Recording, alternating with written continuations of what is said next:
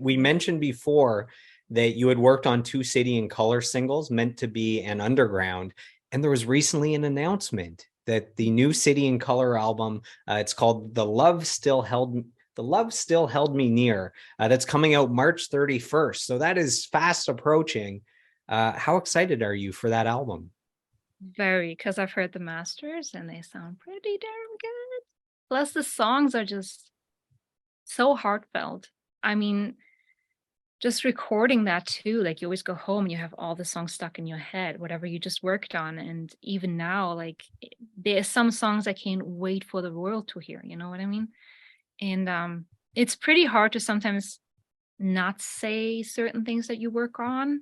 I know when people always like, oh, what are you working on? I'm like, can't really tell you. So gotta wait for a few more months. But as soon as it was announced, I was really happy about that because I feel like people have been starving to have some more City and Color, just like people have been starting to have Alexas, you know. But I mean, I get it. They have to separate those, even though they were recorded relatively close together. I think it was only a few months.